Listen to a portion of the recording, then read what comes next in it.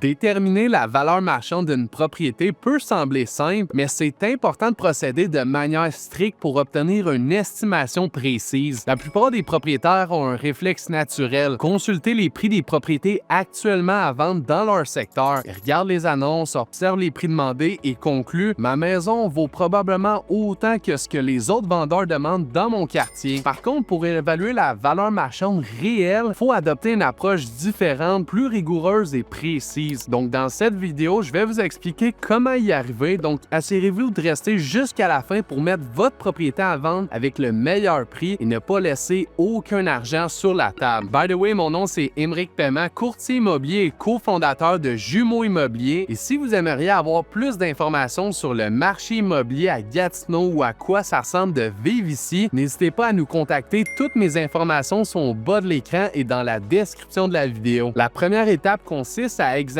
les propriétés comparables qui ont été vendues récemment dans le même secteur. Cette analyse se concentre sur les ventes réalisées au cours des 3 à 6 derniers mois, voire même jusqu'à 12 mois en arrière si c'est nécessaire. On commence par identifier les maisons, les condos ou les duplex qui sont situés sur la même rue ou des rues avoisinantes pour voir comment ces propriétés ont été vendues. C'est important de noter que non seulement le prix demandé au départ par les vendeurs, mais surtout le prix final auquel les transactions ont été conclues. Le prix demandé reflète souvent les attentes ou les ambitions du vendeur, mais le prix de vente final représente la réalité concrète du marché immobilier actuel. Donc une fois qu'on a rassemblé plusieurs comparables vendus récemment dans votre secteur, on peut procéder à une analyse détaillée. Ça consiste à comparer la propriété à évaluer avec celles qui ont été vendues récemment. Donc à cette étape, c'est essentiel de tenir compte de nombreux éléments pour ajuster la valeur de manière précise. Parmi les critères à considérer, la superficie de la maison ainsi que celle du terrain sont des facteurs déterminants. Si deux maisons semblent similaires à première vue, mais que l'une est beaucoup plus grande, c'est certain qu'elle aura une valeur supérieure. C'est la même chose avec le terrain. Plus que son terrain est vaste, plus que ça ajoute de la valeur à la propriété. Donc ces différences doivent être prises en compte pour ajouter les comparaisons. Les caractéristiques intérieures de la maison jouent également un rôle majeur. Par exemple, une maison avec 5-6 chambres à coucher ou peut-être 2-3 salles de bain sera généralement plus prisée et donc plus chère qu'une maison avec seulement 2-3 chambres à coucher et une salle de bain. Donc ces caractéristiques doivent être soigneusement analysées pour déterminer leur impact sur la valeur. Les rénovations et améliorations apportées vont également être un aspect crucial. Les travaux effectués au cours des 10 dernières années, comme la cuisine, une salle de bain, une toiture ou des fenêtres remplacées, augmentent significativement la valeur de votre maison. Donc ces améliorations ajoutent de la fonctionnalité, de l'esthétique, mais aussi de la durabilité à la propriété, ce qui est attrayant pour les acheteurs. Donc ces éléments doivent être pris en compte dans l'évaluation finale. Une autre chose aussi parfois qu'on oublie, c'est l'état de la maison. C'est un facteur qui est clé et essentiel. Une propriété qui est bien entretenue et en excellent état se démarque souvent de la compétition. Par exemple, une maison où tout a été soigneusement maintenu, donc des planchers aux fenêtres en passant par les comptoirs et toutes les installations, peut atteindre une valeur plus élevée que des propriétés similaires en état plus ou moins moyen. C'est comme un peu le marché des voitures d'occasion où l'état de l'automobile influence fortement son prix. Donc dans l'immobilier, c'est un peu la même chose. La propriété en conditions exceptionnelles peut justifier un prix supérieur, voire maximal. Par exemple, une propriété où les propriétaires ont été méticuleux au travers des années, on parle ici dans l'entretien, la rénovation de la maison,